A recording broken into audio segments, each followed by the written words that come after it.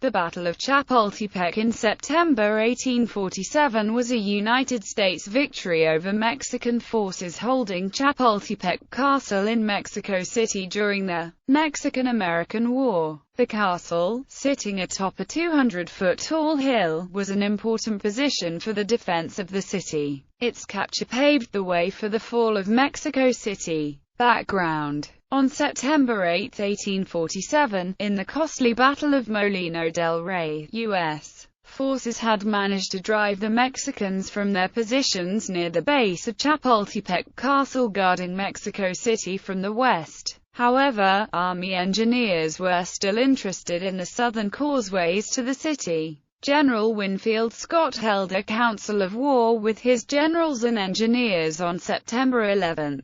Scott was in favor of attacking Chapultepec, and only General David E. Twiggs agreed. Most of Scott's officers favored the attack through the southern gates, including Captain Robert E. Lee. A young lieutenant, G.T. Beauregard, gave a textbook speech that persuaded General Franklin Pierce to change his vote in favor of the western attack. Antonio Lopez de Santa Anna was in command of the army at Mexico City. He understood that Chapultepec Castle was an important position for the defense of the city. The castle sat atop a 200-foot-tall hill, which in recent years was being used as the Mexican Military Academy. General Nicolas Bravo, however, had fewer than 1,000 men to hold the hill, including 200 cadets, some as young as 13 years old. A gradual slope from the castle down to the Molino del Rey made an inviting attack point. According to military records at the General National Archives in Mexico City, Chapultepec Castle was only defended by 400 men. 300 from the Battalion de San Blas under the command of Lieutenant Colonel Felipe Zicotainetl, and the castle's garrison of 100 men, including the cadets. The additional Mexican troops were used in external walled redoubts of the castle to protect a large rectangular piece of ground in front of the castle itself. This area was protected by high walls and was about 3/4 of a mile long by 1/4 mile deep. This area was critical to the defense of the castle because the slope of the hill from the west was so gentle. It also encompassed the southern slopes, which were moderate compared to the steep escarpments on the east and north. Also, the source of water for the castle was located within this area. Scott organized two storming parties. The first party consisted of Captain Samuel Mackenzie's 256 men and Gideon Pillow's division, who would advance from the Molino east up the hill. The second storming party consisted of Captain Silas Casey's men and John A. Quitman's division, advancing along the Tacubaya Road. However, Casey was replaced by Major Levi Twiggs. Only David E. Twiggs' division and Bennett Riley's brigade were left on the American right flank. Battle. The Americans began an artillery barrage against Chapultepec at dawn on September 12. It was halted at dark and resumed at first light on September 13. At 8 a.m., the bombardment was halted and Winfield Scott ordered the infantry attack. There were three assault columns. On the left were the 11th and 14th Infantry under Colonel William Trousdale moving east along the Anzores Aqueduct. In the center were 4 companies of the Voltigeur Regiment under Colonel Timothy Patrick Andrews along with the 9th and 15th Infantry moving through the swamp and western edge of the grove. And on the right were the remaining 4 Voltigeur companies under Lieutenant Colonel Joseph E. Johnston. Pillow was quickly hit in the foot and called for reinforcements, which came from John A. Quitman's division, but the attack faltered when fired upon by the Molia Battalion battery. Andrews's column cleared the grove of Mexican troops and linked up with Johnston. Yet, the attack by the 9th and 15th Infantry stalled, waiting for scaling ladders, and Col. Truman B. Ransom was killed.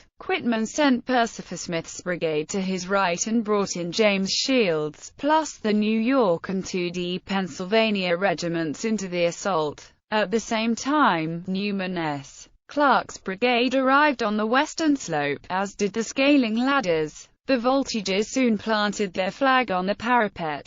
By 9 a.m., General Bravo surrendered to the New York Regiment and the American flag flew over the castle. Santa Anna watched the Americans take Chapultepec while an aide exclaimed, "Let the Mexican flag never be touched by a foreign enemy." He also exclaimed, "I believe if we were to plant our batteries in hell, the damned Yankees would take them from us." Los Niños Héroes. During the battle, 6 Mexican military cadets refused to fall back when General Bravo finally ordered retreat and fought to the death. These were Teniente Juan de la Barrera and cadets Agustín Melgar, Juan Escutia, Vicente Suárez, Francisco Marquez and Fernando Montes de Roca, all between the ages of 13 and 19. According to legend, the last of the 6, Juan Escutia, grabbed the Mexican flag, wrapped it around himself and jumped off the castle point to prevent the flag from falling into enemy hands.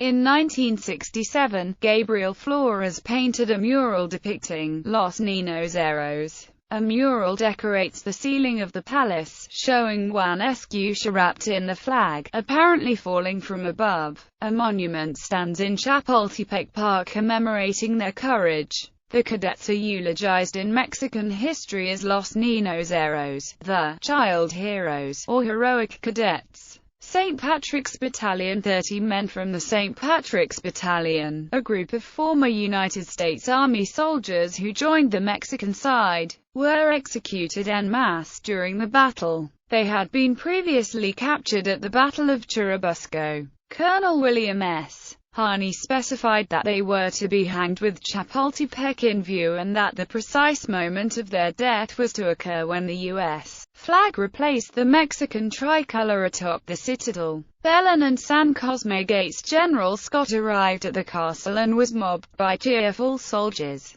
William J. Worth's division was sent by Scott to support Trousdale's men on La Veronica Causeway for the main attack against the San Cosme gate, defended by Gen. Rangel's Granaderos Battalion, Part Matamoros, Morelia and Santa Anna Battalions, Part 3D Light, and 1st Light Trousdale, followed by John Garland's, Newman Clark's and George Cadwalader's brigades, began advancing up the causeway. General Quitman quickly gathered the troops in Chapultepec, except the 15th Infantry who guarded the castle and prisoners, and designed as a feint, headed down the Belen Causeway stopping at the Belen Garita. The gate was manned by the Morelia Battalion, under the command of General Andrés Terres, and the Paseo to the north by General Ramirez. Troops began to desert, and when Terres ran out of ammunition, he withdrew into the Ciudadela. Led by the mounted rifles, Quitman breached the Belen Gate at 1:20 p.m. General Scott later commented, "Brave rifles, you have gone through fire and come out still." It was 4 p.m. by the time Worth started his advance down the San Cosme Causeway, having fended an attack by Torrejon's 1,500 cavalry. Garland's brigade used the arches of the aqueduct to advance on the right.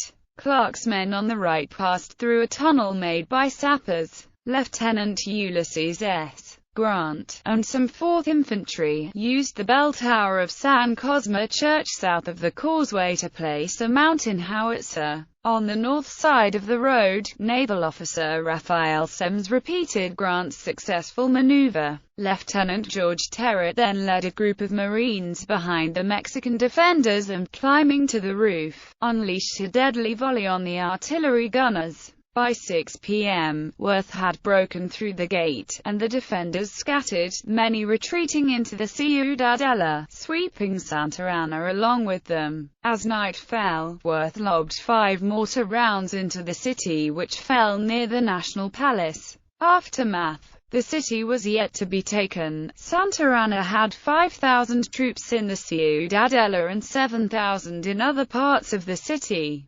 Yet, 6 of his generals were taken prisoner. At 1 a.m. the next day, he ordered a withdrawal to Guadalupe Hidalgo while the city authorities appeared at Scott's headquarters at 4 a.m. By 7 a.m. the American flag was flying over the Ciudadela. Legacy. The efforts of the U.S. Marines in this battle and subsequent occupation of Mexico City are memorialized by the opening lines of the Marines' hymn from the halls of Montezuma. Among the lower-ranking officers present, many became generals in the upcoming American Civil War, including Daniel H. Hill, Ulysses Grant, George Pickett, James Longstreet, Thomas Jackson, and Robert E. Lee. Marine tradition maintains that the red stripe is worn on the trousers of the blue dress uniform, commonly known as the blood stripe, because all of the Marine NCOs and officers of the detachment died while storming the Castle of Chapultepec in 1847, though iterations of the stripe predate the war. In 1849, the stripes were changed to a solid red from dark blue stripes edged in red, which dated from 1839. In 1947, President Harry S. Truman laid a wreath on the Cadets Monument as a gesture of goodwill after Mexico aided the U.S. in World War II. Additional reading: Olqueras, Ramón Ayala, Apuntes para la Historia de la Guerra entre Mexico y los Estados Unidos. Eisenhower, John S. D. Agent of Destiny, The Life and Times of General Winfield Scott.